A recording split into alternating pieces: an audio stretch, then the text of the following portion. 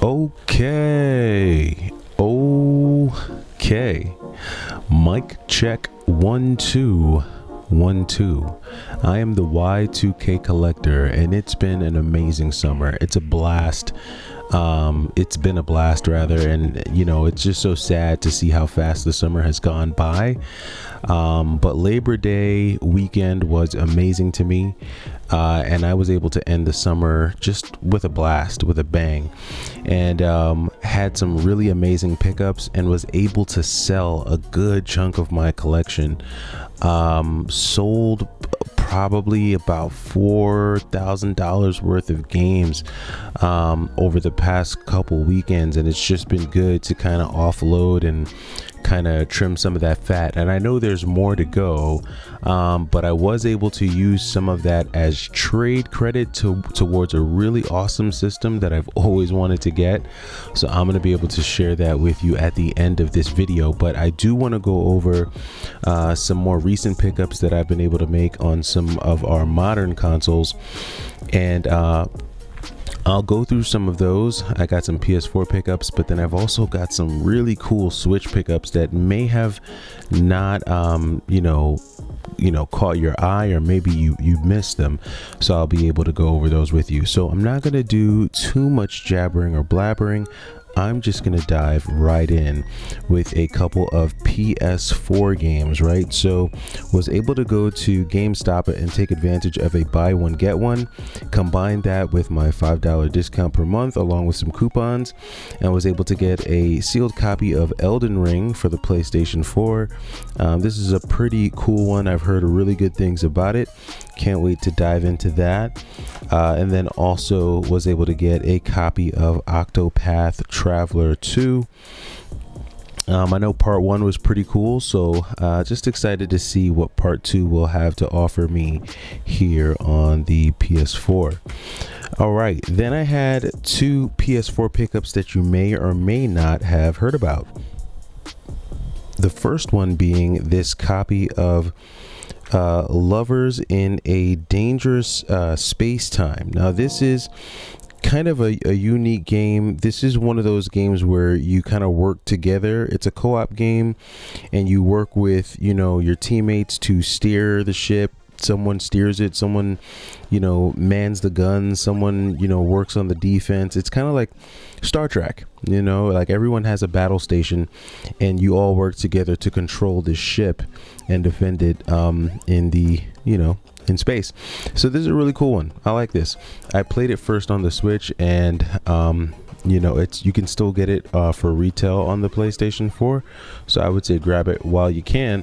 Another game that you probably would want to grab while you can still pick it up at retail is Blasphemous on the PlayStation 4.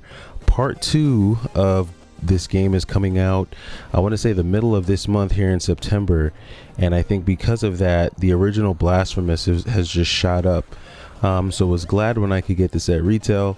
This is an amazing 2D hack and slash side scrolling game. If you like 2D hack and slash games, this one is really one for the ages. This, you know, probably goes down as top 5 in my book all time. Just the graphics, the storyline, the detail, really cool game. All right, so that does it for the PlayStation 4 pickups. Now we're gonna dive into some pretty cool Switch pickups that I got here. First one being this copy of Mega Man X 1 and 2 collection. Obviously this is a collection of all the Mega Man X games. I grew up playing Mega Man X on the Super Nintendo as well as the PlayStation. I think I probably stopped around Mega Man X 5 or 6. I know that I pretty much stopped once it transitioned over to the PlayStation 2. I don't think I kept up with it after that, but X1 through 5 or 6 definitely. And so it was great to play this and some of the later games. So added that into the collection. And then here are a couple games that may not have, you know, that may not be on your radar, but these are some cool ones, and I'll share them with you. The first one is by Red Art Games. Actually, they're both by Red Art Games, but the first one here is Eiyuden Chronicles Rising. This is a pretty cool side-scrolling kind of hack and slashes type game. It plays like a combination of Sakuna as well as like if you've ever played Dust, but it has like this RPG aspect to it, and it's just really cool. You can call, you know, different characters out and help you with your attacks. It's just a really cool game, and this is one that I think will fly under the radar. So Eden Chronicle Rising, definitely check that one out.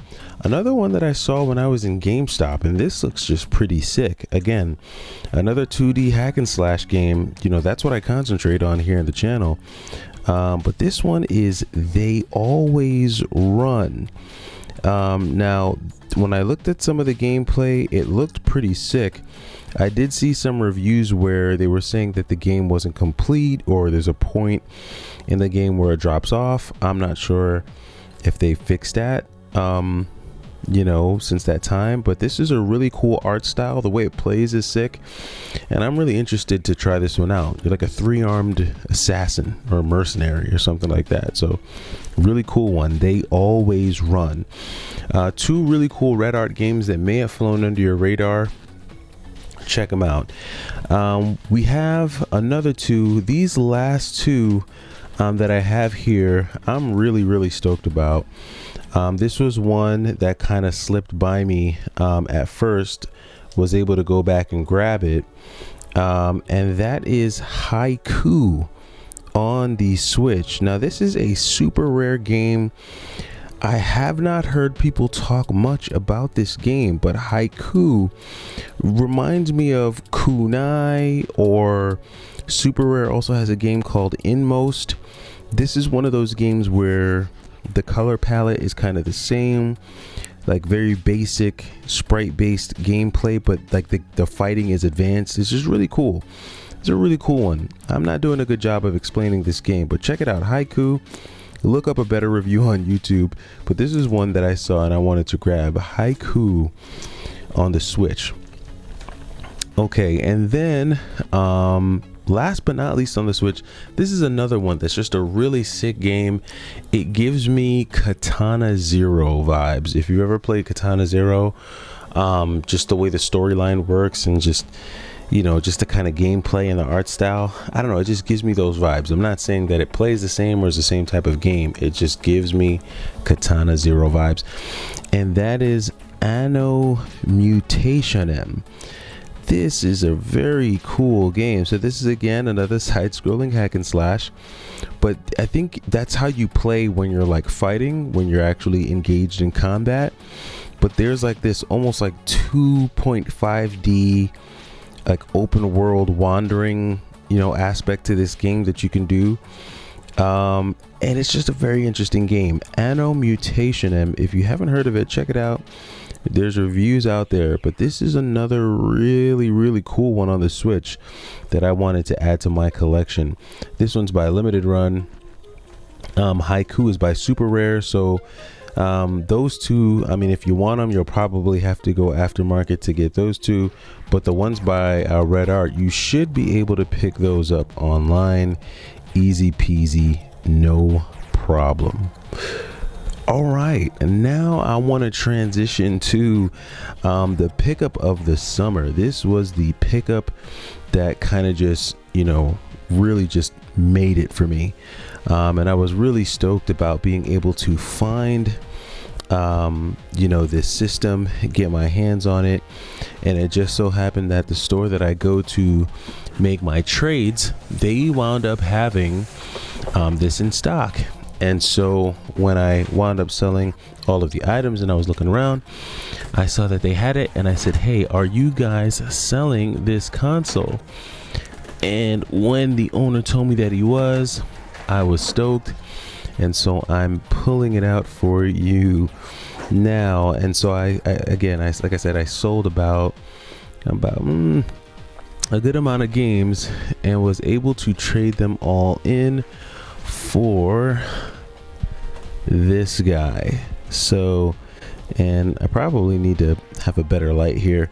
Probably should have used my brighter light, but just didn't feel like I wanted to turn the bright lights on, but you probably can't see it. It's a little dark, so don't have my lights on. But this is a Neo Geo AES. This is an original Neo Geo, and I'm gonna get some better footage and use some better footage to kind of show what this looks like here. But yes, this is a Neo Geo AES, great condition. The console itself does not have many cosmetic flaws or anything like that. I mean, obviously it has the wear and tear of an older console, but the system itself has been kept in great shape. It came with two controllers that were both in really good working conditions. The buttons were clicky, you know, they were functional, they worked, and then all of the hookups were original, right? So that was really cool, because that can be the hard thing with some of these older systems at times, is actually being able to get the proper hookups, right? And sometimes the chargers, like for a system like the Neo Geo, those can be pretty expensive to get, like the original charger and the original RF switch. So was really stoked when I was able to get that. Not only did it come with two controllers, the console, all the original hookups, but it also came with a memory card, which I thought was pretty sick. And then what good is a Neo Geo if you don't have any games to play on it, right? Because these games are stinking expensive, wowzers. But I was totally stoked when I was able to pick up a copy of Magician Lord with the Neo Geo. And Magician Lord is kind of one of those systems, one of those games that I think it used to come with the system, maybe when it first came out, but I'm not sure, right? I don't know much about the Neo Geo AES system. I just knew that it was a very rare and expensive console with some pretty great graphics. So I was really stoked just to be able to get the system. I did come home, I turned it on, played it, plays great. And it's just so funny, because I only knew one person, I think, growing up that had a Neo Geo, but because it was just so daggone expensive, not many kids at school had it, so no one at school really talked about it. Everyone just talked about Super Nintendo, Sega Genesis. Maybe you had a couple kids that had a Jaguar, you know, but really it was Super Nintendo and Genesis. But things like Neo Geo, the Jaguar, I don't, you know, and then even some systems like the Sega Saturn, like those systems had some success, and you know, kids talked about them, but not really. But the Neo Geo is sick. And what I plan on doing with this system is I do plan on getting the adapter that allows you to play the actual like arcade cartridges, because those are just way cheaper like than trying to buy these games. These games are easily like 800 and up, so it's just crazy. I'm definitely not trying to get anything near a full set for this, but there are two shooters that I really do want to get, Pulsar and Blazing Star. So hopefully I can get my hands on those two. But that does it. I mean, just an amazing summer. Got some real gems this summer between, you know, some of those Switch games, the Neo Geo. Was able to get my hands on Burning Rangers this summer, Herc's Adventures, Lords of Thunder. I mean, it's just been a really great summer, and a lot of that just came about by selling a bunch of games, emptying out my collection. I've really thinned it out, so I do plan on making a video showing you what's left in my collection, because I have sold a lot of, you know, I started off with selling the filler last year, so I got rid of pretty much all the filler. And this year I've really just been selling some of my quality titles. They're not like the super rare ones or the super expensive titles, but these are like the $20 to $30 titles that I've really kind of sold and gotten rid of, and just kind of getting to the point where, you know, just really weeding it all out. So I've done enough jabbering and blabbering for one day. Thanks for stopping by. Like I said, with the collection, the focus is quality over quantity. Let me know what you're building your collection off of. Let me know what consoles or systems you're into. Have you picked up anything cool this summer? Thanks for stopping by. I am the Y2K Collector. Take it easy.